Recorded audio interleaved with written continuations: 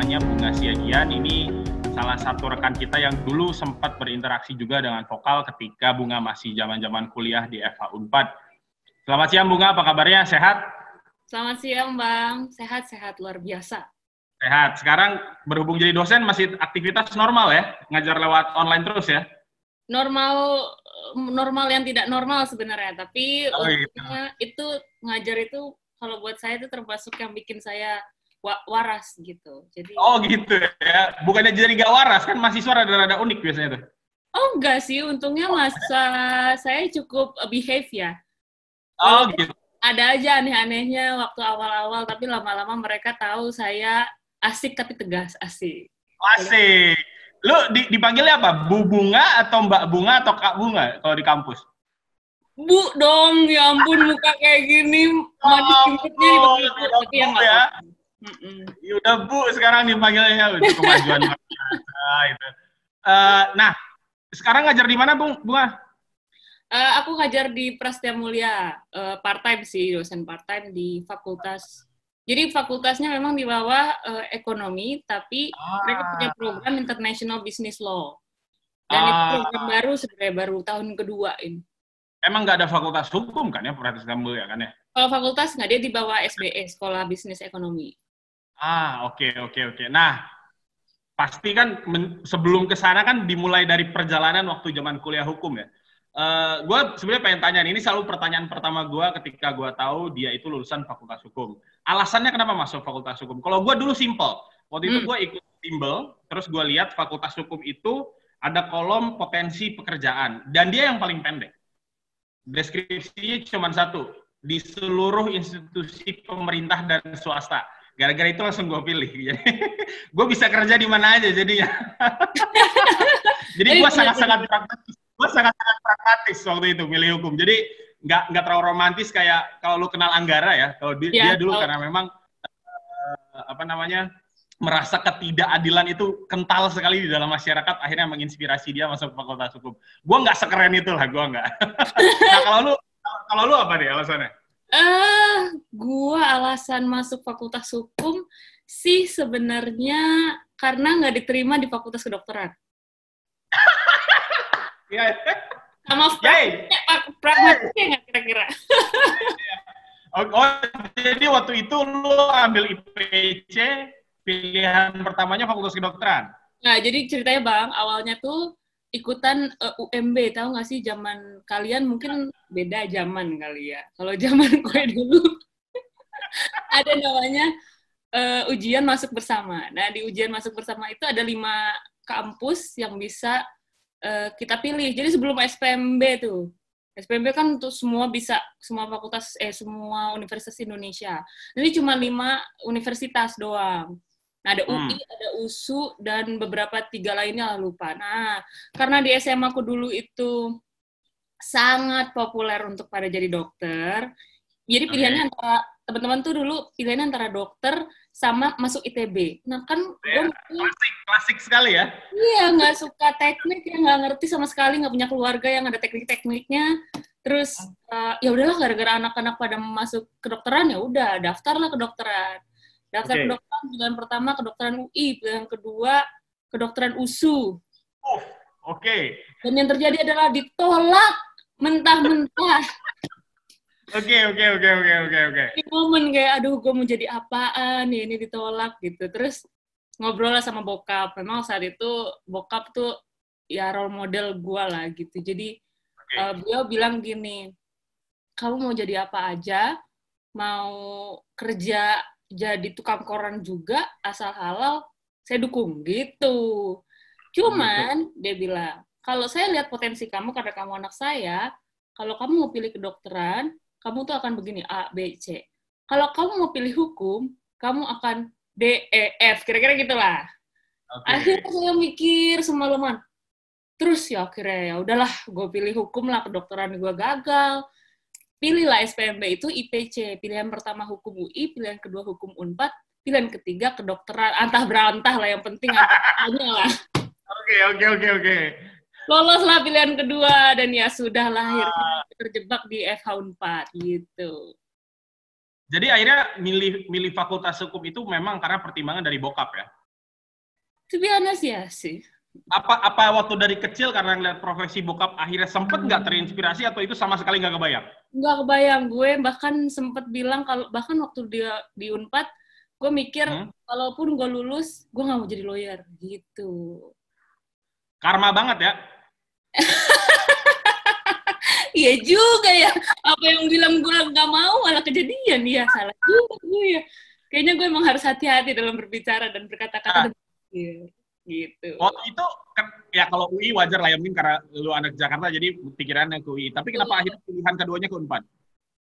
Kenapa Unpad ya? Menarik sih pertanyaannya. Gua pribadi itu sebenarnya suka karena kotanya. Oke. Jadi gini, gue nggak pernah ke Bandung. Cuman sekali waktu SMP, itu pun lagi studi banding waktu itu. Bukan studi banding. Tadi tur lah ya, jalan-jalan itu tuh bahasa, ya Allah, gue sampai lupa. Tadi tur jalan-jalan berbalut studi ya. Musim biologi dimasukin, tapi gue nggak inget sama sekali apa yang diomongin waktu itu. Nah, disitulah kayaknya kota Bandung tuh kayak seru deh gitu. Itu doang sih sebenarnya. Terus jadi gue lupa. Gak ada karena, oh ini lulusannya Bagirmanan, Ruhut Sitompul, itu nggak ada. Oh, apalagi itu. Nggak ngerti gue. Oke. Terus pas lu masuk, biasanya tuh ya, anak-anak IPA kayak gue juga, masuk semester pertama tuh pasti merasa, ini apa sih, belajar apa sih anjir? Aduh, ini gue seakan-akan 3 tahun SMA gue terbuang percuma gitu, masuk hukum. Lu mengalami hal yang sama nggak? Apalagi gue itu doyan banget matematika. Oke. Sama sekali nggak ada matematikanya. Biasanya orang malah ngambil hukum tuh menghindari matematika. Betul. Gue tuh cinta banget matematika. Gue tuh sampai waktu kuliah aja masih ngasih les sama sekolah apa? Student apa sih? Student? SMP. Murid SMP gitu. Berapa lah. Terus tapi gara-gara di sana nggak belajar IPA sama sekali, matematika juga hilang. Jadi ya memang sosial itu kan baru ya, maksudnya ini gue harus hafal ya, ini gue harus apa sih? Akhirnya gue memang so far waktu di kampus tuh lebih banyak ngafal, jujur aja nih ya. Gue bukan yang ngerti-ngerti amat, tapi lebih yang ngafal, yang penting ngafal gitu. Karena itu kayaknya sistem edukasi kita masih mengharapkan begitu saat itu gitu. Jadi gue bertahan tuh gara-gara gue ngafal kayaknya gitu. Dan akhirnya di semester berapa mulai serius sama studi hukum? Kalau serius sih gue serius ya, gue kan anak baik-baik gitu loh, Bang, lurus. Oke. Itu gini loh Bang, apa ya, tuntutannya tuh tuntutan anak pertama cewek Batak, lo bayangin gak sih punya adik yang pasti look up-nya ke gue gitu. Kalau gue salah dikit, gue udah deh gitu, bisa tanggung jawab gue, adik-adik gue gitu. Makanya jadi ya udahlah, gue yang penting dapat nilai bagus ya kan. Tapi untungnya sih gue ikutan kegiatan ekstrakurikuler apa sih, UKM gitu. Jadi skillnya juga agak terlatih dikit-dikit lah gitu. Diajarin juga sama Bang Basar ya kan, sama teman-teman vokal. Jadi agak lebih terlatih gitu. Kan waktu itu sebenarnya kita punya jatah ya untuk ngulang lagi kan ya, untuk ngulang apa namanya UMB lagi, SBMPTN lagi. Lu ngambil nggak? Enggak. Jadi udah begitu masuk Eva Unpad, lupakanlah itu cita-cita dokter ya? Udah lupa. Jadi sebenarnya itu bukan cita-cita gue. Tahu nggak sih cita-cita siapa? Emak gue. Oke. Emak gue tuh pengen banget jadi dokter, iya kan? Nggak kesampean tuh. Oke. Dia bilang lah ke anaknya, Mami tuh pengen banget jadi dokter. Karena Mami kesampean kalian lah jadi dokter, gitu. Oke. Terus teman-teman jadi dokter. Coba. Jadi sebenarnya jadi dokter cita-cita nyokap, lawyer kecemplung karena waktu itu diomongin bokap. Jadi sebenarnya lu dulunya pengennya apa sih? Exactly, itu yang menjadi krisis gue waktu S2. Gue merasa kayaknya ini jalan hidup gue ditentuin orang-orang deh gitu. Makanya nanti lah gue cerita gimana. Akhirnya gue di Belanda tuh mencari jati diri gue gitu. Tapi akhirnya sih. Nah, sebelum ke Belanda nih, lu kan, lu kuliah tepat waktu nggak? Tepat waktu lah ya? Enggak Bang. Enggak. Gue lewat setengah tahun. Itu mah tepat waktu.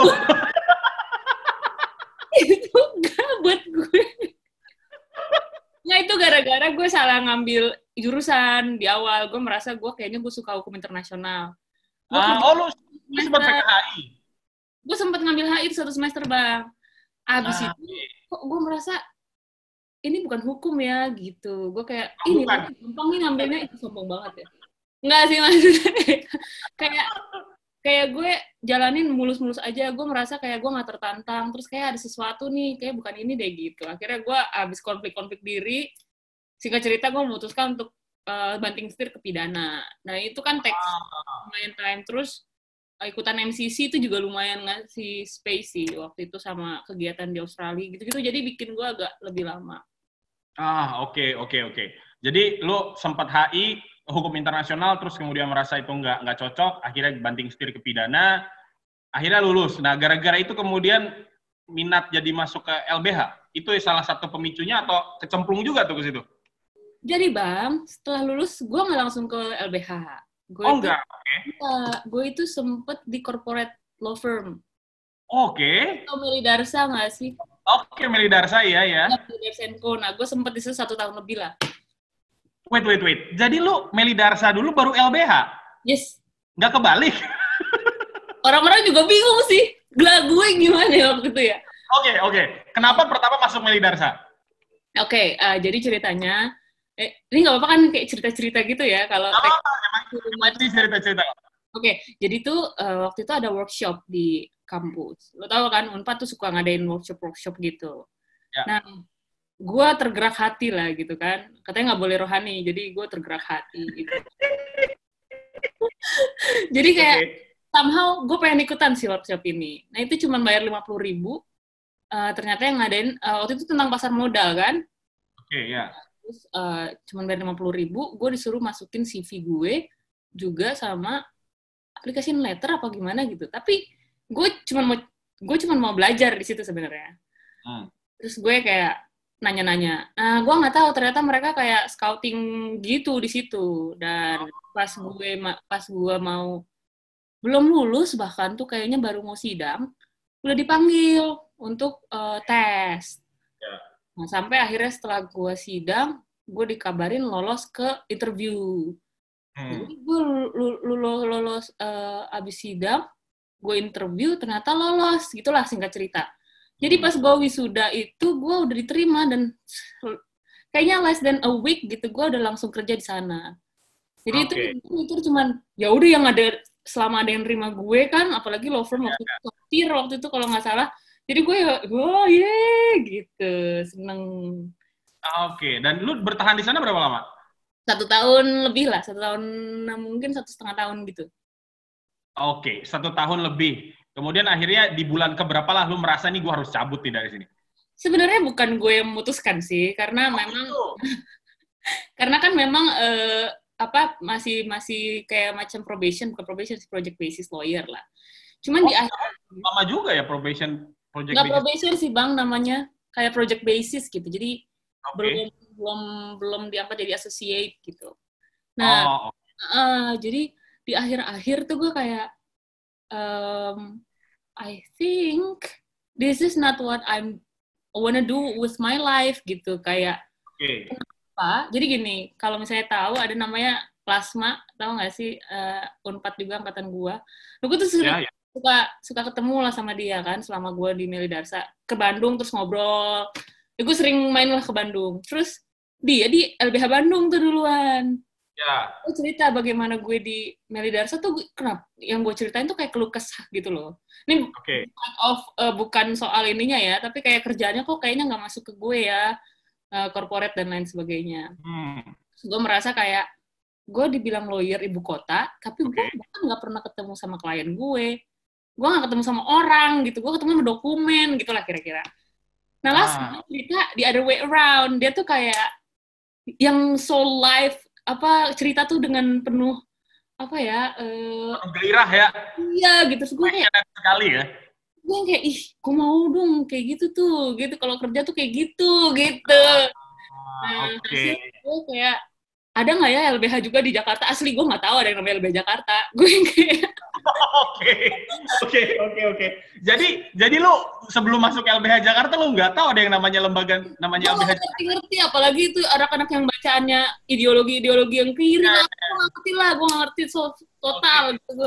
Gue nggak tahu lah apa isu-isu kekinian gitu, nggak ngerti. Jadi bener-bener LBH tuh semata-mata gue pengen kerja, tapi passionate gitu ya, nggak ngeluh gitu, yang gue seneng gitu dengan kerjaan gue, kayak LBH ini menyenangkan gitu. Oke, akhirnya setelah lu merasa nggak pas di Mele Darsa, lu akhirnya memutuskan pindahlah ke LBH. Ya, Dengan waktu itu ada nggak anak FH Unpad di LBH? Angkatan gue yang masuk. Angkatan mana aja? FH Unpad tapi ada senior yang kenal gitu atau? Nggak ada. Jadi lu masuk bener-bener apply, interview sampai diterima tanpa ada kenal dengan senior ya?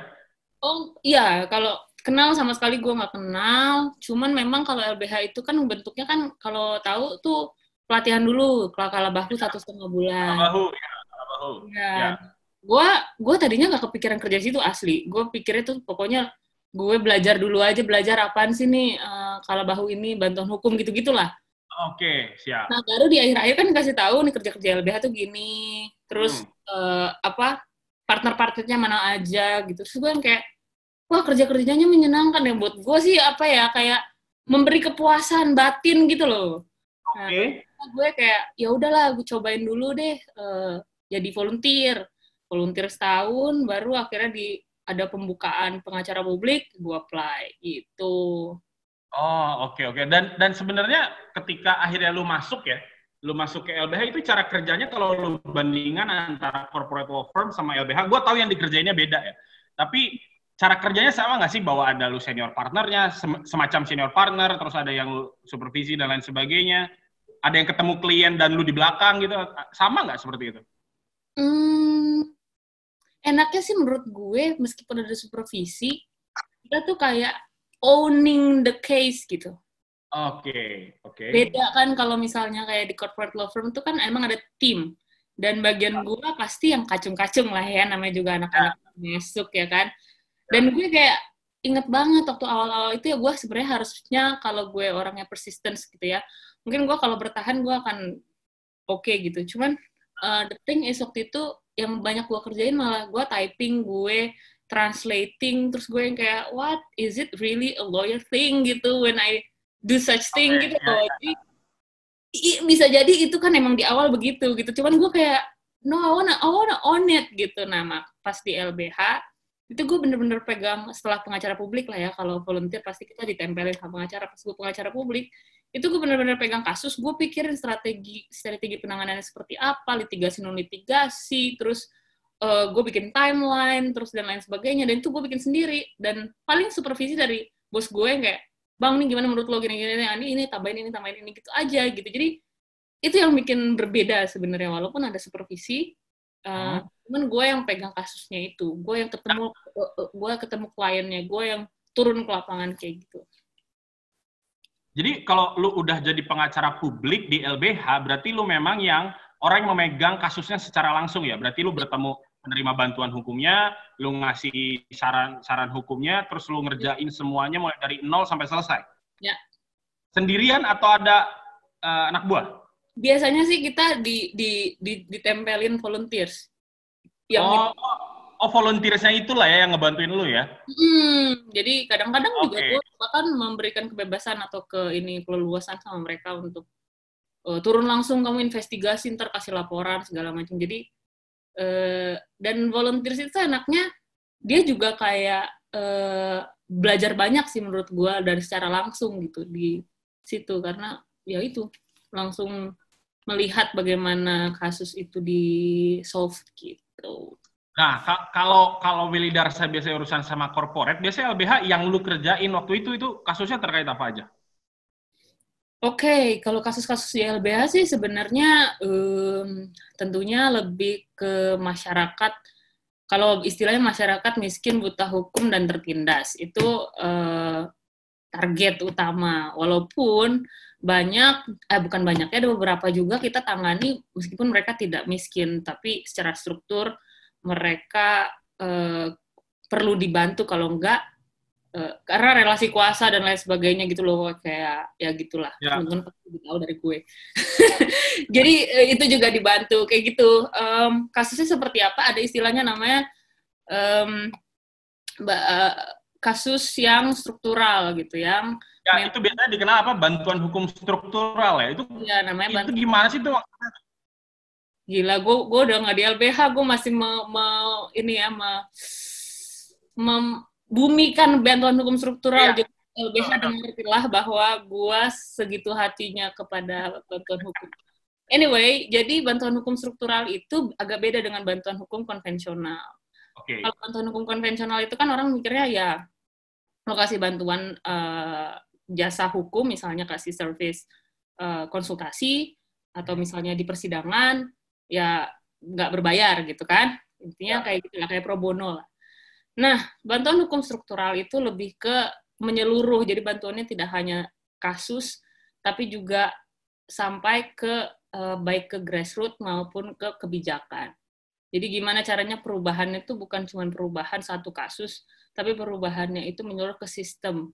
Either itu sistem hukum, sistem ekonomi, sistem sosial, jadi bahkan ke budayanya, kira-kira gitu. Makanya bantuan hukum struktural itu tidak akan bisa berjalan kalau cuma penanganan kasus doang. Tapi mesti misalnya pendidikan, ada pendidikan ke komunitas, ada riset-riset yang memberikan masukan untuk perubahan kebijakan. Jadi bantuan hukum struktural itu whole konsep, jadi secara menyeluruh gitu. Jadi lu ada nanganin kasus, ngurusin campaign, ngurusin advokasi juga gitu lah, kurang lebih kira-kira ya, kurang lebih begitulah. Jadi kalaupun gue nanganin kasus per kasus, itu gue harus udah mikir, ini tuh goal besarnya apa. Gue nggak cuma nanganin kasus orang, tapi bisa jadi nanti gue kumpulin kasus-kasusnya, gue bikin riset dari hasil si kasus-kasus ini, apa masukannya ke publik atau ke pemerintah gitu terhadap itu gitu. Oke, jadi kalau mungkin teman-teman banyak yang nanya juga, jadi sebenarnya kalau misalnya gue punya kasus dan gue nggak punya duit, gue bisa datang nggak sih ke LBH Jakarta, atau memang itu di luar cakupannya? Jadi LBH Jakarta nggak nanganin pro bono, bener-bener pro bono doang, yang istilahnya tujuan besarnya nggak ada tuh nggak mereka tangani, atau bisa juga? Nah, jadi dulu tuh waktu gue kerja di sana, gue selalu bilang kalau misalnya ada klien yang datang, karena kan setiap hari itu pasti ada 15-20 yang datang konsultasi minta ditangani. So, gue bilang, LBH tuh terima kasus tuh bisa 1.000 1 tahun lebih, bahkan kita orang datang minta ditangani.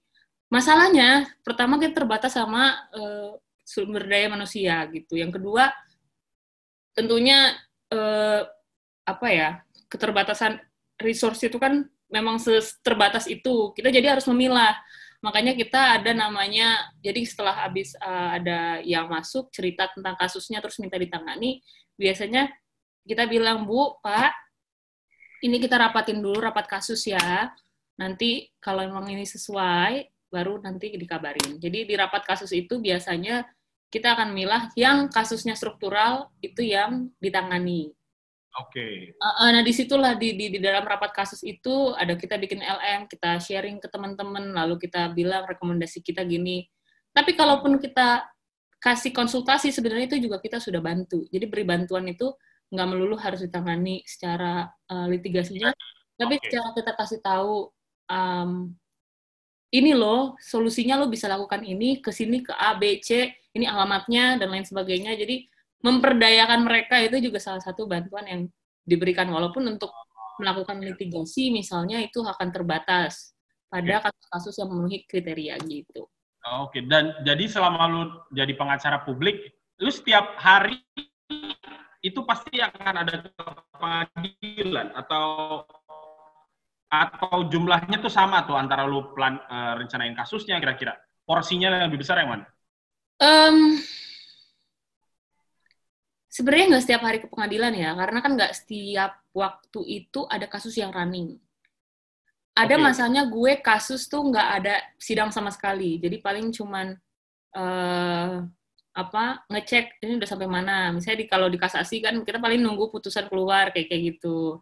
Jadi gue punya list berapa kasus yang lagi ongoing, mana yang lagi yang warnanya merah, yang freeze, yang udah berhenti, yang harus di follow up, yang memang lagi sidang gitu. Jadi kalau dibilang nggak melulu pasti gue sidang, tapi ada masa-masanya gue bisa dalam beberapa hari berturut-turut gue sidang untuk misalnya kasus anak gitu ya. Tuh gue bisa tuh tiap hari sidang, gara-gara kasus anak kan emang harus cepat kayak gitu. Nah tapi nggak setiap waktu lah kayak gitu. Dan memang dibagi waktunya untuk ada yaitu bikin strateginya, ada yang kadang kita bagi untuk juga investigasinya misalnya. Jadi biasanya tiap minggu kita bikin perencanaan kerja. Jadi misalnya hari Senin, kita hari 1 minggu ini mau ngapain nih, terus nanti diflorin ke tim, nah baru di situ dilaksanakan gitu. Oke, jadi kira-kira kalau porsi yang paling besar berarti sebenarnya di bagian mananya tuh? Yang paling banyak menyita waktunya? Oh, bikin dokumen. Oh, bikin dokumen. Itu dokumennya tuh berarti apa aja tuh? Termasuk yang untuk ke pengadilannya atau gimana? Biasanya sih kita bikin dokumen kan untuk ke pengadilan ya. Gua tuh bisa sampai nggak tidur atau cuman bisa sampai pagi terus untuk kerjain dokumen karena menurut gue itu bahasanya mahkota gue lah. Gitu.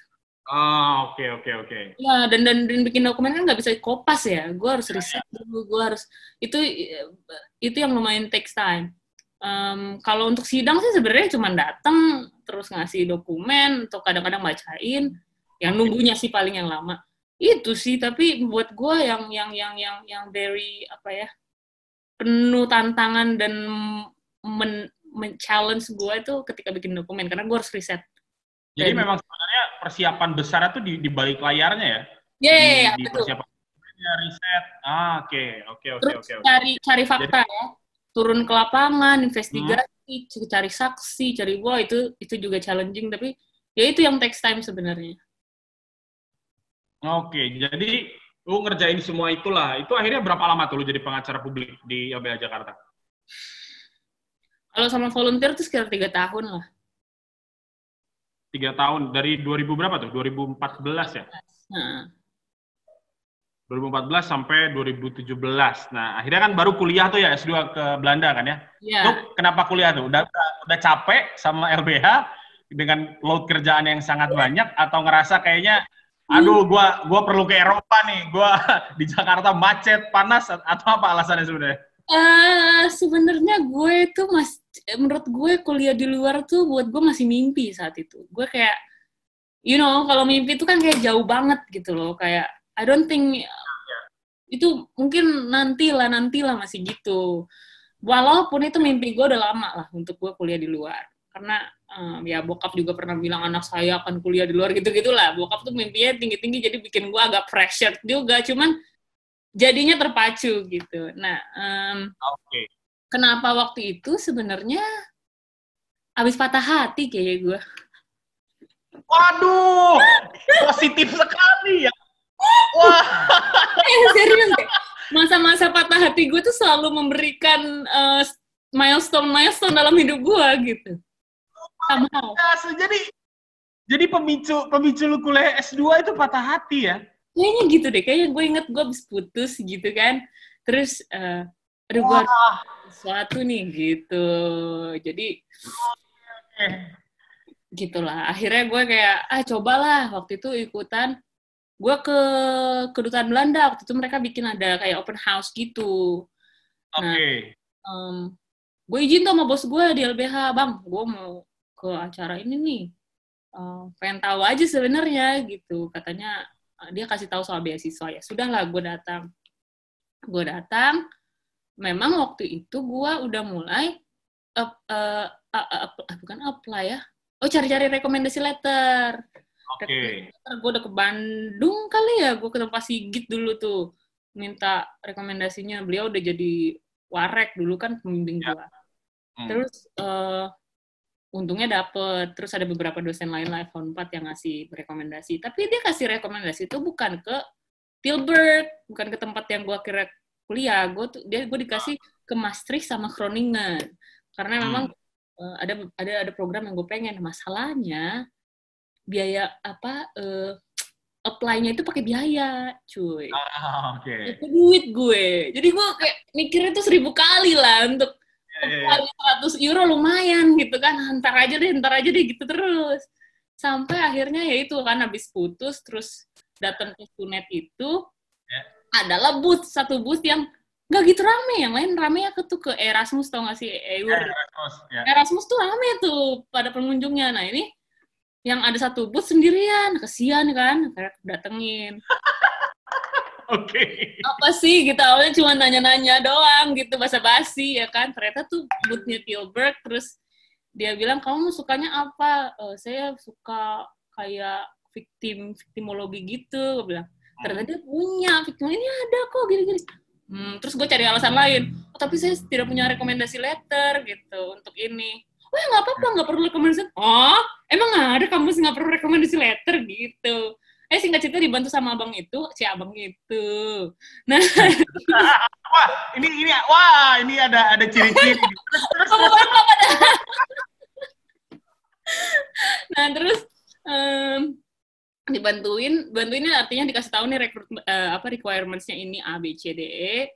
Nah, lo harus siapin A B C D E gitu ya. Udah akhirnya gue mulai apply. Terus gue mulai ambil IELTS, singkat cerita semuanya lolos, udah deh berangkat gitu. Itu lu dapat full scholarship ya? Lu nggak ada sama sekali bayar ya? Full dari Stunet itu. Oke. Jadi buat teman-teman vokal yang lain, kalau patah hati nggak usah ngegalau di Instagram. Ikutin caranya Bunga ya. Ketika patah hati, cari beasiswa. Biasanya itu berhasil. Doa orang tertindas berhasil biasanya, doa orang tertindas itu Bang Yo, itu dia. Jadi jangan terpuruk ya nggak usah lama-lama, sehari abis itu hari itu main gitu. Jadi di tengah load yang sangat tinggi terus patah hati malah dapat beasiswa ke Belanda ya. Iya Bang, kayak Tuhan baik banget nih segitunya. Biasa gitu ada aja. Oke. Dan akhirnya di Tilburg ngambilnya spesifiknya apa tuh, Bunga? Itu, Bang. Victimology and Criminal Justice. Victimology and Criminal Justice. Berarti itu bukan LLM ya? Bukan, Bang. Jadi, victimologi ini di bawah School of Law memang. Tapi memang di School of Law ini ada beberapa program yang keluarannya MSc atau Master of Science. Yang mana memang biasanya Master of Science itu karena dia interdisiplin antara satu disiplin dengan yang lain. Nah, disiplin gue memang banyak, temen-temen gue seangkatan gue, itu satu kelas yang Asia cuma gue doang, dan kayaknya ada 60-70% tuh psikologi yang ngambil. Jadi yang ngambil hukum tuh dikit gitu. Dan yang lainnya ada kriminologi, ada yang sosiologi. Gitu. Jadi kalau victimologi itu sebenarnya belajar apa sih? Intinya sih belajar tentang korban sih. Tapi bukan korban patah hati. Itu bisa salah satunya. Korban nggak bisa. Jadi ya korban kejahatan gitu maksudnya. Korban kejahatan, crime, victims crime sih. Dan yang lu pelajari apanya sih kalau korban kejahatan itu? Mostly sih dari segi hak-hak korban tuh pasti ya. Hak korban baik mostly dari international tuh gimana. Terus selain itu korban itu dilihat dari segi psikologi itu biasanya kalau hak-hak itu kan masuk dari segi hukum. Kalau masuk jadi biasanya ada 4 perspektif setidaknya, ada dari perspektif hukum, perspektif psikologi misalnya bagaimana korban melihat dirinya sebagai korban, bagaimana masyarakat melihat dia sebagai korban, terus bagaimana dia achieve-nya itu, terus bagaimana dia misalnya bisa move on, yang kayak gitu kan psikologi. Terus segi kriminologi itu bagaimana korban bisa menghasilkan jadi kejahatan, kayak gitu. Terus kita bisa belajar pattern kejahatan tuh dari korban misalnya.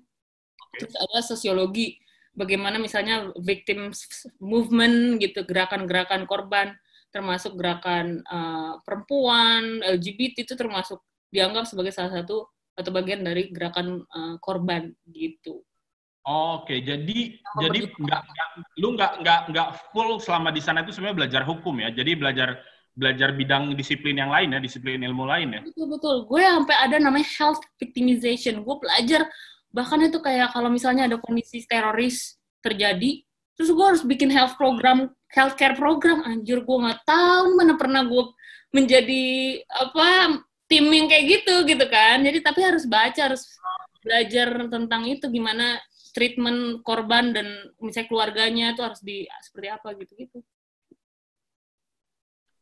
Kita kan waktu zaman FH Unpad itu kan sebenarnya terkenal dengan aliran yang sangat positivistik ya. Betul. Maksudnya lu nggak melihat, ya kan, lu nggak melihat aspek-aspek sosiologis dari sebuah kasus atau permasalahan hukum kan. Akhirnya ketika lu beradaptasi ke mata kuliah gitu sulit atau enggak sih? Atau karena lu sudah pernah di LBH jadinya mungkin lebih sedikit familiar? Menurut gue karena LBH membuka, jujur ya, kerja di LBH atau berkecimpung di isu-isu yang LBH kerjakan itu membuat gue open-minded, membuat gue terbuka atas banyak hal yang gue tidak pahami sebelumnya. Gue sangat positivis, gue sebagai lulusan Unpad tentunya positivis, gue masuk ke LBH dengan pikiran gue bahwa hukum itu udah terbaik, men. Lo ikuti hukum, kan, itu aman hidup lo, men, gitu loh. Tiba-tiba gue dibenturkan dengan banyak sekali kondisi di mana hukum tidak ideal, bahwa hukum bukan jawaban, bahwa banyak hal yang harus kita ubah dari hukum itu sendiri gitu kan. Dan banyak kondisi-kondisi lah bahwa kemiskinan struktural, itu udah another term, tapi itu yang nggak terpecahkan bahkan sama hukum pun gitu. What do I have to do gitu dan lain sebagainya. Dan really, I mean LBH, kerja di LBH ya yang LBH Jakarta ya, gue nggak tahu LBH lain, itu sangat membuka pikiran gue terhadap kondisi termasuk sosiologis, sehingga ya termasuk juga membuat gue mudah untuk memahami kuliah gue, atau bahkan nggak usah deh jauh-jauh kuliah, melihat kehidupan aja gue merasa berbeda gitu dari gue yang positivis dulu gitu loh, Bang. Dulu gue ya lurus-lurus aja ya atau tidak, Pak, hitam atau putih gitu. Habis sekarang gue bisa bilang there are another thing that gue bahkan nggak tahu, mungkin aja dia punya background tertentu, gue nggak bisa judge dia dan lain sebagainya. Kalau S2 di Belanda itu kan setahun ya? Iya, more or less. Jadi semua topik pembicaraan itu hanya dibahas dalam 1 tahun, yang itu padat banget dong berarti kuliahnya. Jadi skill yang diperlukan tuh sebenarnya apa sih kalau lu sebagai mahasiswa Indonesia datang ke luar negeri, tinggal di negara yang asing gitu, dan lu harus bertahan dengan materi kuliah yang mungkin agak sedikit rumit? Menurut gua ya, yang paling pertama dan utama adalah perseverance. Asik. Siap. Oke. Luar biasa ini, luar biasa. Terus.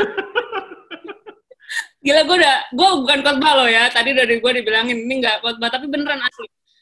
Lu butuh ketangguhan, men, untuk menghadapi berbagai ujian-ujian lah. Karena memang buat gue kuliah di Belanda tuh nggak semata-mata belajar di kelas, ujian-ujian aja. Tapi tuh lu harus bertahan, lu nggak punya keluarga, dan teman-teman lo ya juga berjuang bersama lo. Kadang-kadang dia harus peduli dengan urusan dia dan nggak ada yang peduli sama lo. Dan lo harus melewati winter, men, yang dingin banget. Kalau lo merasa kesepian, dan banyak yang katanya orang bunuh diri di sana, asli bunuh diri gara-gara ya itu udah stres sama sekolah, terus kesepian. Gue tuh sering banget dulu waktu di sana ya, kereta itu pas kita nunggu tuh dikasih tahu disruption tuh artinya ada masalah sehingga dia akan telat datangnya. Dan mostly itu katanya kalau disruption itu terjadi pas winter, dan itu gara-gara orang bunuh diri ke rel kereta. Oke. Yang mungkin paling ampuh membunuh. Jadi itu mengerikan itu, dan biasa aja buat mereka. Nah, maksud gue kalau nggak tahan, menurut gue, dan gue ada yang nggak baca-baca banyak sih soal psikologi, tapi quotation untuk bertahan dalam, atau perseverance atau grit kalau ada bahasa buku lainnya, itu tuh menurut gue another skill sih. Kalau itu nggak ada, bisa depressed. Gue hampir depressed, hampir panic attack. Gue udah kena panic attack sih. Gue sampai waktu itu di library, gue nggak tahu tesis gue nih arahnya kemana. Gue panik, gue masuk kamar mandi. nangis-nangis, gue hampir end my life gitu, kayak udahlah ngapain lah gue hidup, ngapain lah gue nggak bakal. Wow, itu parah. Itu gue pernah satu. Yang kedua yang paling the lowest point of my life tuh ketika gue ujian ada salah satu mata kuliah yang gue fail. Gue fail. Okay. Terus the last attempt-nya sebenarnya adalah itu udah yang ketiga kalinya, karena dikasih satu-satunya mata kuliah yang belum berhasil, itu dia masih kasih kesempatan ketiga kalinya. Itu pas sidang tesis. Oke? Bayangin, sidang tesis itu gue ujuk-ujuk sama pembimbing gue, please gue harus sidang sebelum Agustus selesai, karena kalau gue mundur berarti gue harus apply another period. Kalau apply another period, gue nggak di-cover sama beasiswa, berarti gue harus bayar sendiri, gue nggak punya duit, gue bilang. Jadi, gue harus lulus sekarang. Oke. Akhirnya dia ACC gue intinya lah. Itu tanggal 27 kalau nggak salah, Agustus, gue inget banget. Ada 2 yang harus gue lulusin, yaitu sidang tesis gue, dan salah satu mata kuliah yang harus gue lulusin. Singkat cerita, Singkat cerita, gue tes mata kuliah itu dan fail. Gue nangis. Gue bilang gue pulang aja lah, gue emang gak layak lah dapat Master of Science lah, nggak bisa lah gue. Pulang lah gue bilang sama nyokap gue, pulang lah aku ya mak, nggak bisa, udah gitu lah pokoknya. Tapi setengah jam setelah itu gue harus sidang tesis kan. Ya. Ya udah gue tetap maju lah gue sidang tesis, karena di sana boleh, di sana bisa sidang meskipun lo belum lulus semuanya. Jadi itu kayak lulus SKS aja gitu.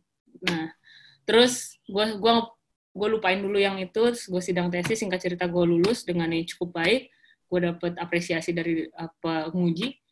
Tapi abis itu gue kayak pikir, gimana lah gue bisa bertahan, gue harus register lagi another term lagi segala macem.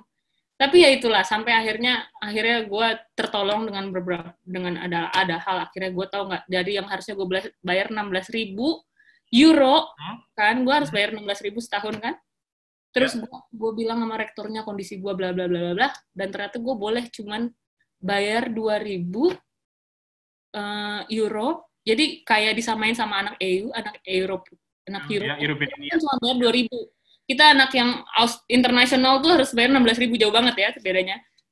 Tapi itu pun bisa dibagi lagi kalau gue lulus cepet. Misalnya kayak gue jadi proporsional gitu loh. Jadi kalau gue lulus 3 bulan ya itu dibagi 12 dikali 3 gitu. Jadi gue cuma bayar 300 euro, Dok. Dari 16.000. Oke. Amazing gak sih? Terus ya itulah alhamdulillah ya gue lulus gitu. Ini menarik sekali nih. Biasanya orang-orang ngelihat gitu ya, kalau orang-orang Indonesia yang lagi kuliah di luar negeri, posting di Instagram tuh ya, posting di tempat-tempat bagus, jalan-jalan gitu kan, di kampusnya yang keren, nggak kayak Unpad gitu kan. itu berarti oh iya ya, maaf. jadi sebenarnya itu nggak selamanya seindah yang ada di sosial media ya, ketika lu kuliah di luar negeri. Sosial media tuh cuman 10% mungkin dari kehidupan nyata lah. Banyak sekali hal yang tidak terkuak gitu di dalam sosial media. Lu ngapain lah nulis-nulis yang jelek-jelek di sosial media, nggak ada orang juga yang peduli kan. Makanya aku kira tulis yang positif aja, bikin inspirasi sama orang lain. Yang buruk-buruk biarlah jadi pelajaran hidup lo gitu. Mungkin satu waktu gue bisa bikin buku, kali gue bisa cerita, tapi so far sih ya masih yang baik-baiknya aja kalau sosial media. Karena gue lihat orang cerita curhat di sosial media, malah ada yang dibully gitu, nggak ada yang peduli gitu.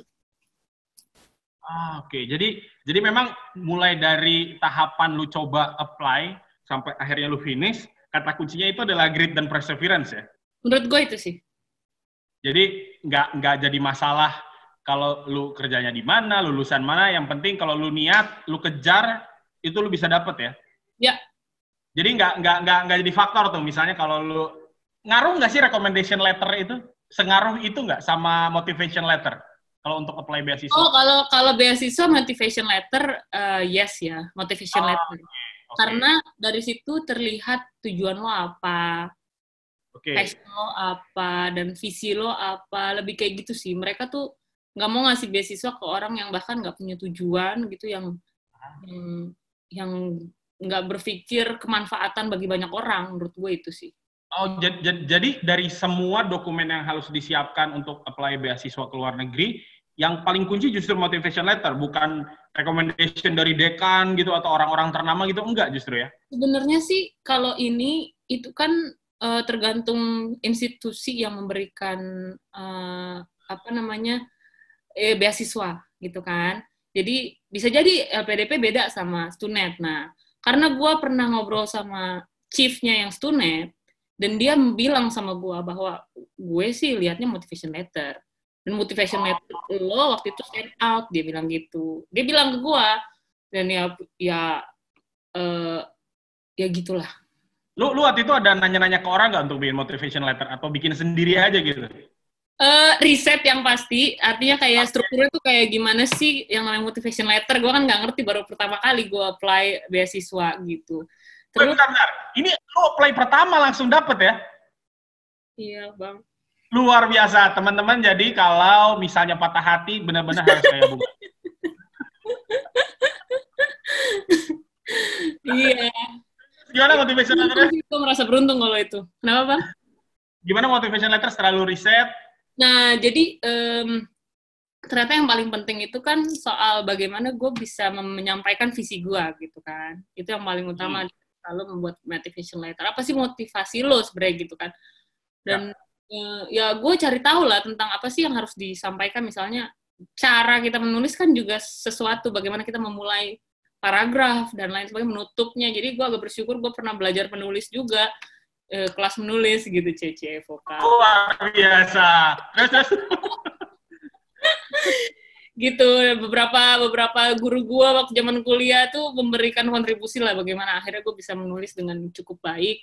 Terus gue minta tolong teman gue untuk liatin grammarnya misalnya.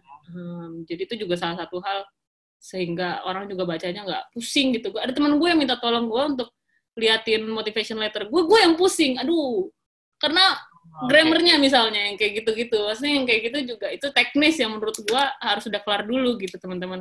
Baru masuk ke substansi gitu. Sih menurut gue. Oke. Visi. Okay. Siap. Dan lu lulus viktimologi, kenapa nggak balik lagi ke LBH Jakarta?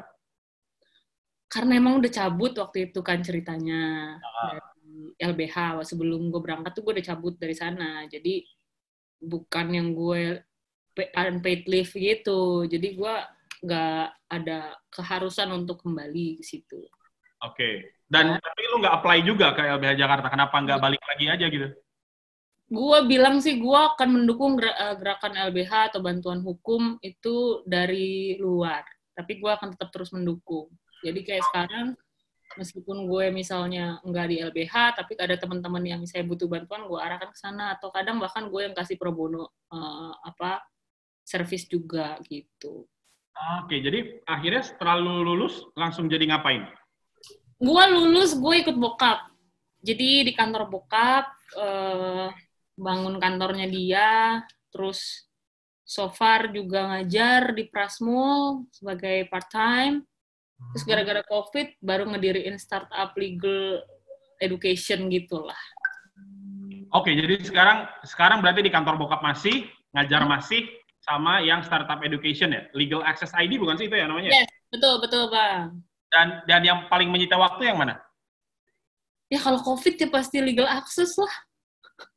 Oh itu ya, itu yang paling menyita waktu ya. Dan passion project lu emang itu?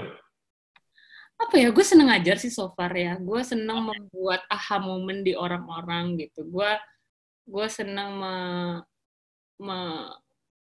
ya bahkan kalau di kelas-kelas gue nggak cuma memberikan teori, bahkan lebih banyak bagaimana di lapangan nyatanya, dan bahkan gue encourage mereka untuk jadi kalaupun lo lulus hukum lo harus punya prinsip gitu dalam hidup lo gitu, nggak yang asal bisa dibeli gitu lo nya gitu loh. Yang hal yang seperti itu sih. Terus legal access ini karena memang dalam kondisi COVID juga kantor nggak terlalu bisa jalan, ya alhasil ya fokusnya malah kita kasih kelas gratis gitu ke mahasiswa se-Indonesia. Oh, oke. Dan ketika lu ngajar di Prasmul, ada apa ya, perbedaan tersendiri nggak ketika lu ngajarin anak-anak orang-orang mahasiswa yang bukan mahasiswa fakultas hukum, atau paling nggak mereka rata-rata mahasiswa ekonomi bisnis ya? Ada nggak sih? Enggak? eh, udah ada program Hah? International Business Law. Ini lulusannya SH juga. Oh Jadi, gitu. mm-mm.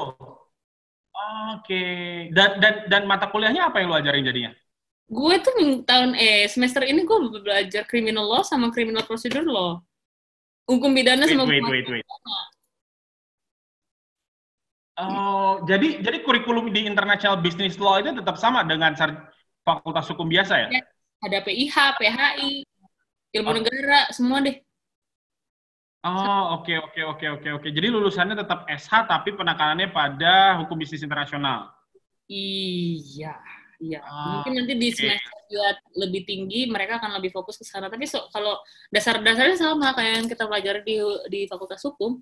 Di, Oke, oke, oke, baik, baik. oh, Besar, Wisnu. Oh ya, tapi aku kenapa? juga ngajar ini, Bang, ngajar yang mahasiswa bisnis. Jadi ada, kayak semester lalu, gue ngajar Ah, ke itu tuh. Itu bisnis. yang mau gue tanya. Ya, Bedanya di mana tuh? Ketika lu ngajar beda, sama mahasiswa fakultas yang hukum sama yang bisnis. beda banget. Mereka emang orientasinya bisnis banget ya, bisnis oriented. Mereka dan gue kan ngajarnya paling kayak hukum bisnis gitu untuk ke anak-anak bisnis. Yang which Ya. gue karena harus lebih banyak kasus, gue harus lebih banyak ya dan nggak harus minta mereka detil dalam ngulik suatu masalah karena secara Oke. hukumnya mungkin mereka nggak terlalu paham. Tapi setidak-tidaknya mereka tahu eh, secara umum apa aja yang kemana, misalnya institusi apa atau ini masalahnya apa kayak gitu-gitu aja sih. Jadi luar-luarnya aja nggak sampai dalam gitu bedanya sih. Oke. Sar, sebagai lu juga sobat ambiar yang pernah patah hati, dia mau tanya nggak ke si Bunga? Mungkin pengalaman gitu kan, perseverance dan grit-nya, ada nggak? Oke. Okay. Aku uh, keinget sebenarnya ceritanya Bunga tuh dia kan patah hati lalu dia meroket lah kira-kira gitu kan. Nah, tapi aku juga sebenarnya datang ke Bandung ini juga karena patah hati dan beresin kuliah juga semua karena patah hati. Makanya aku lulus kuliah, kalau enggak lulus. Tuh kan berarti teori gue bisa itu. Iya, jadi enggak, tapi menariknya gini, mungkin belajar dari apa yang pengalaman hidup lah ya, ini pengalaman hidup Bunga yang cukup, sebenarnya ini cukup jadi modal yang baik buat teman-teman yang masih sekarang studi S1, yang mungkin ada rencana S2 ke luar negeri. Tadi aku notif sedikit soal bahwa ke S2 ke luar negeri itu mimpi. Nah, kita beda sekitar 8 tahun ya, Dek. Nah, jadi Ya. bayangkan kalau zaman kami mau keluar negeri itu, apalagi kalau zamanmu aja sudah mimpi kan, apalagi zaman kami kan gitu kan. Nah, itu sangat sulit karena memang pengetahuan, informasi, akses segala macam yang memang sedikit gitu. Nah, cuman kan perlu memang mempersiapkan diri untuk bisa seperti yang akhirnya kau terima S2 di luar negeri kan begitu ya. Nah, kalau anak sekarang ini rasanya kalau dengar apa yang Bunga ceritain mungkin akan membantu, akan tertolong dengan apa sedikit langkah-langkah mereka jauh lebih tahu lah bahwa nanti kalau mau S2 mau ini begini bikin motivation letter lah dan yang lain-lain kan begitu. Nah, tapi yang paling apa ada cerita lain nggak dari itu yang membuatmu itu jadi merasa bahwa memang pada akhirnya kan meskipun awalnya ini merasa hanya motivasi gitu apa karena patah hati tadi. Nah, tapi kan ada di sudut lain akhirnya kau menemukan panggilanmu bahwa oh aku memang jadi struggle di hukum kira-kira gitu. Maksudnya alasan kenapa akhirnya stay di bidang hukum gitu ya, Bang? Ya, itu salah satunya. Dan maksudnya gini, pasti ada pengalaman lain di samping tadi karena anggaplah tanda kutip gara-gara memang patah hati tadi, akhirnya kau S2 kan, lalu di situ kan pasti ada keraguan juga. Artinya ini kayak seperti kayak kamu pergi tapi nggak tahu tujuannya apa. Tapi kan di tengah-tengah itu juga ada diselipkan, kayak ada selipan rasa bahwa, oh ya ini gue pokoknya harus ke sana, gue harus selesaiin ini, kira-kira gitu. Oh, oke. Oke. Apa yang membuat akhirnya tetap berjuang gitu ya? Gak mau bikin keluarga kecewa sih sebenarnya. Ini ya, apa namanya? Dalam banget ya. Apa? Dalam sekali tuh. Iya, abisnya gimana ya, klasik juga sebenarnya, tapi ya itu kenyataan gitu. Udah terlanjur juga apply segala macem, terus dan lain sebagainya, udah terlanjur pergi, gue harus nyelesain apa yang gue mulai, kira-kira gitu. Dan nggak kebayang lihat orang tua kecewa tuh, buat gue tuh menyayat hati gue gitu. Terus kalau soal hukum dan lain sebagainya sih yakin berjalan di sini sih sebenarnya karena memang melihat masih banyak masalah malah di hukum. Makanya ada orang melihat masalah lebih baik kabur, gue cari yang aman aja, ya bisa. Tapi gue pikir gue perlu ambil andil mungkin untuk si masalah ini bisa mungkin lebih baik gitu. Makanya kenapa gue lihat sistem hukum kita kan masih carut-marut ya segala macem. Bisa aja sih gue stay misalnya di corporate lawyer lebih aman gitu daripada kerja gue sekarang. Tapi gue pikir gue merasa gue lebih bahagia ketika gue bermanfaat bagi orang lain.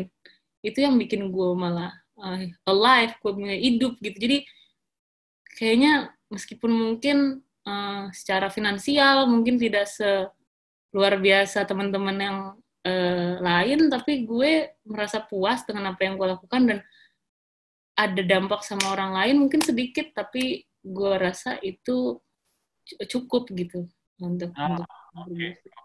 Dok, ada yang mau tanya nggak, Dok? Nanya banyak sih. Nggak, tapi kalau nggak tahu ya, maksudnya kembali ke soal patah hati tadi, itu memang udah dimulai sejak zaman Glenn Fredly gitu ya, jadi... Gimana tuh Bang? Mungkin Abang juga punya cerita. Enggak. Glenn itu kan di album pertama kedua belum laris ya gitu kan, baru setelah sebenarnya putus dengan Kak Nora waktu itu akhirnya jadi bikin lagi album Kasih Putih itu kan album Januari yang booming kan, nah itu ya. Iya. Masuk platinum itu juga. Adele juga kan galonnya bisa menghasilkan 6 Grammy gitu ya. Nah kalau Bunga kan ada galonnya menghasilkan beasiswa gitu ya. Jadi ya itu satu yang mungkin boleh ditiru oleh teman-teman muda gitu ya, bahwa kegalauan tuh bisa dipakai untuk jadi inspirasi yang lain. Tapi saya nggak ngalamin kayak gitu kok. Kalau saya galau makin galau lagi jadinya soalnya. Oke, sebenarnya yang mau nanya gini, Bunga ngerasain nggak sih gini?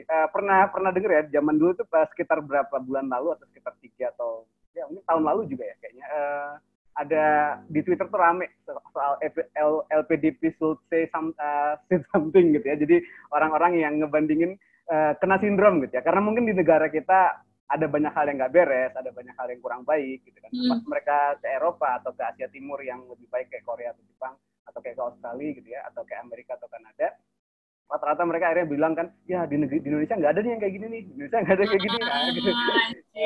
Something yang kadang-kadang mikir bahwa iya sih memang negara kita jelek, makanya kamu dikirim ke sana supaya belajar. Gitu. Nah, sempat nemu sindrom kayak gitu nggak tahu ya kalau Bunga yang lain atau teman-teman yang lain yang gue lihat di Eropa gitu kan, sampai yang gitu. Dan bahkan kadang-kadang saat mereka kembali ke Indonesia gitu, gejala yang sama-sama gitu. Kalau di Australia ini mau lebih tertib, kalau di Swiss ya ini begini gitu. Nah, apa ya, mungkin Bunga pernah punya teman yang kayak gitu atau pernah mengalami kultur kayak gitu, tapi kecenderungan untuk membandingkan tapi akhirnya tidak jadi apa ya, menjelekan negeri sendiri walaupun memang kita tahu banyak kekurangan gitu. Nah, itu ada nggak di Bunga? Kalau gini, kalau aku nggak tahu sih, tapi yang namanya membandingkan tuh menurutku sangat wajar ya. Karena tentunya dari pengalaman-pengalaman itu pasti lihat kalau perbandingan tuh bisa jadi pelajaran juga gitu. Walaupun ada masanya membandingkan itu ternyata tidak sehat. Misalnya bandingin mantan dengan yang sekarang kan repot. Nah, oke. Cuman kalau misalnya kayak ngelihat kota-kotanya gitu ya, misalnya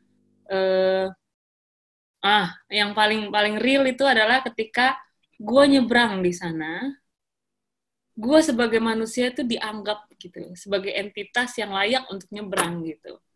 Jadi bahkan ketika mobil itu misalnya mendekat, dia berhenti gitu. Meskipun itu kayak nggak rame gitu, sepi gitu, dan dia berhenti nungguin orang lewat baru dia jalan.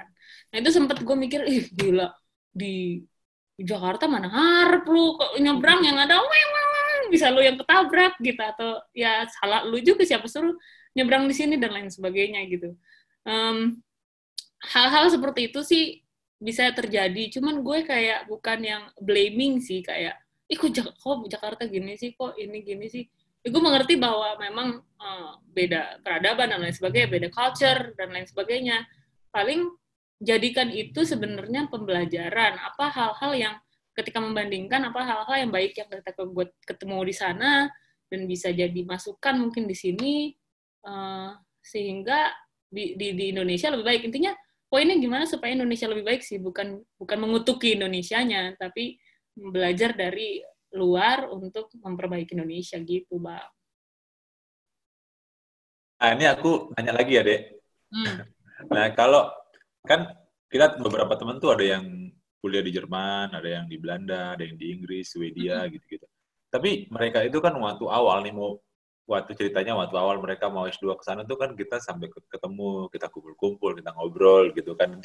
Tapi kita selalu bilang, nanti habis S2 pulang ya, jangan lupa bangun negaramu nih, kira-kira gitu kan.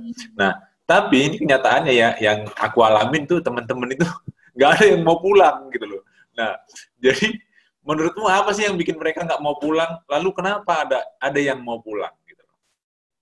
Dapet pasangan orang sana, Bang. Nggak mau pulang pasti. Itu kuncinya tuh. Oh itu, jadi kalau kau dapatnya bule pasti kau nggak pulang juga ya? Kemungkinan begitu. Nggak bercanda. Jadi Bunga nggak dapat sana, nggak dapat yang di sana. Sebenarnya sih ada yang mikir kayak gitu. Cuman sadar kalau gue bilang lu mau nggak ke Indonesia, dia mikir-mikir ya berarti dia nggak mau, udahlah nggak usah.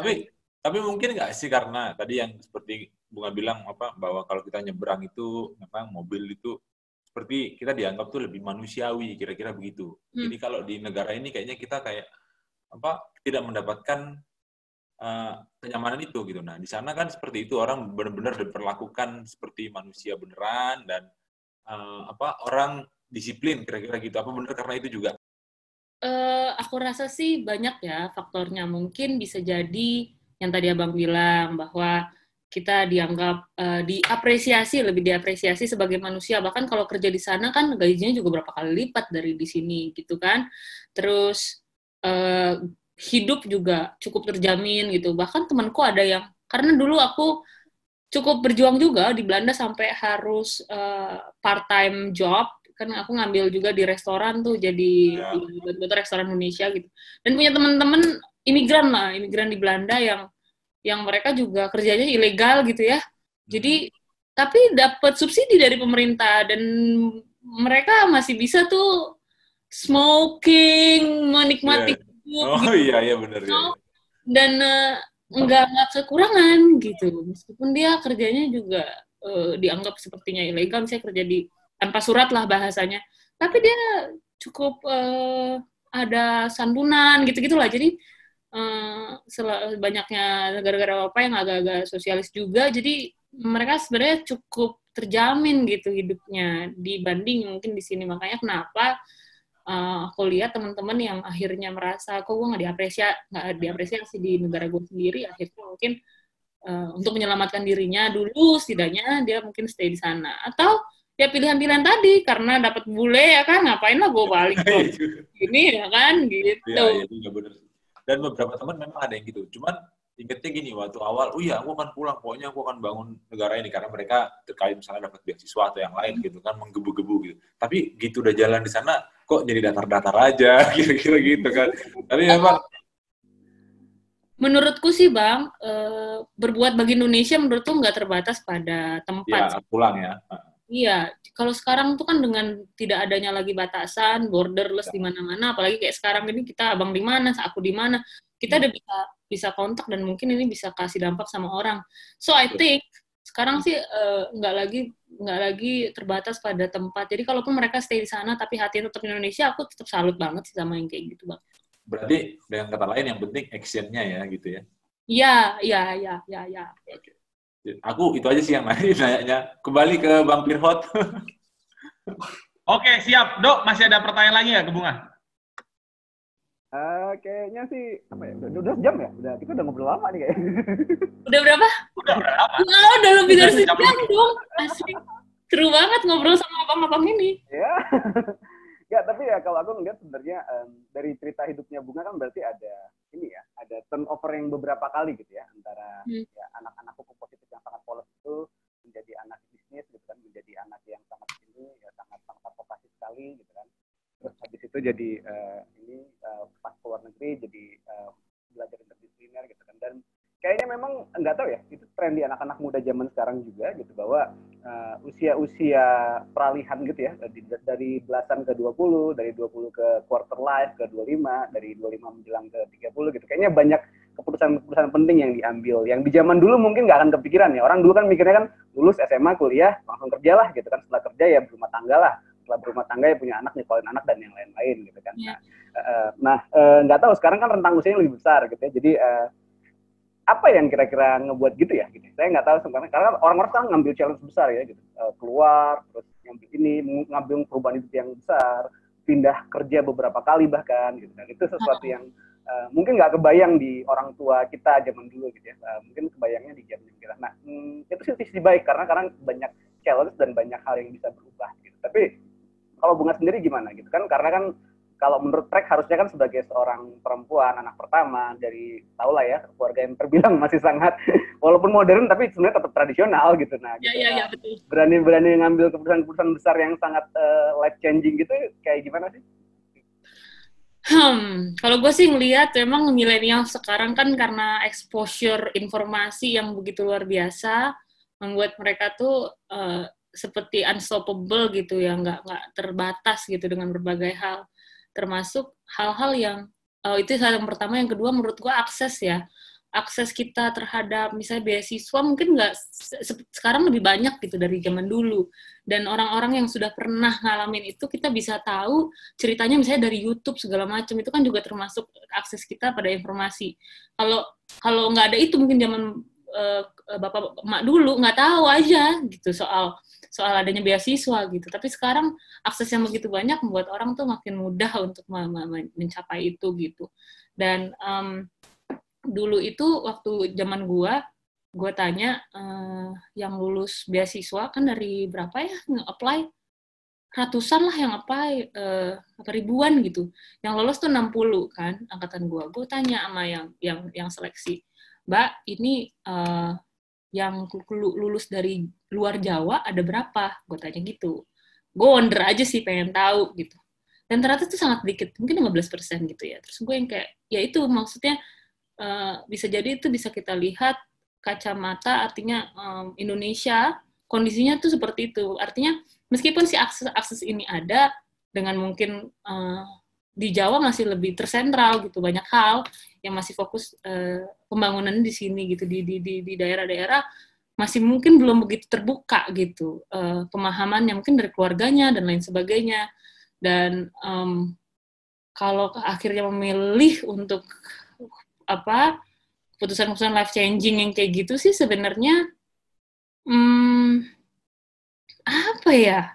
Ya kalau selain karena akses yang ada dan melihat banyak role model jadinya dari luar, mungkin ya dari diri aja, challenge diri aja gitu yang aku rasa I need more challenge. Mungkin aku termasuk orang yang gitu kali ya, yang suka challenge gitu, kayak yuk. Karena patah hatinya tadi ya? Iya, lu jangan challenge. Pasti gue ladenin challenge lo, kira-kira gitu. Makanya waktu MDT juga nggak bisa bertahan lama karena challenge-nya kurang. Sementara di LBH itu kan dinamis sekali, setiap hari beda cerita gitu. Jadi saya merasa challenging gitu untuk itu. Nah, sekarang challenge-nya beda lagi. Sekarang tuh kan kayak agak lebih self-employed kan. Jadi lebih challenging diri tuh lebih dari dalam gitu, nggak dari luar lagi gitu. Jadi setiap fase beda-beda sih. Gitu, Bang. Asal fasenya jangan ini lagi ya, jangan harus putus lagi baru fasenya challenging lagi. Harus putus lagi baru challenging lagi mungkin. Jangan dong, jadi amat sih, Bang. Amit. Maunya biar lanjut gitu, kayak dasar jadi gitu. Jadi terinspirasi lah kau ya, karena aku udah nikah ya. Aku terinspirasi dari si Iok nih. Wah, luar biasa. Si Ridno nih yang harus ini patah hati deh, gitu kan. Nanti kita tahu dia jadi pergi ke Antartika dia. Ini balik, Bang. Kalau kan nih dua batangan ini jadi kangen. Bahasanya gitu tadi. Kalau bilang cewek apa coba? Ayo. Ada lagi ya, Basar sama Rizdo yang mau ditanya? Cukup, aku cukup. Oke, siap. Bunga, terima kasih banyak atas kesediaan waktunya meluangkan di siang hari yang mungkin lagi istirahat. Semoga nanti tetap sukses, tetap terus membangun Indonesia. Dan buat teman-teman di luar sana yang mungkin punya pengalaman seperti Bunga, dengarkan baik-baik pengalamannya ya, bahwa putus cinta itu bukan akhir dari segalanya. Betul sekali. Terima kasih teman-teman udah menyaksikan diskusi santai vokal pada siang hari ini. Silakan subscribe ke channel vokal di YouTube. Nantikan untuk episode-episode selanjutnya. Selamat siang.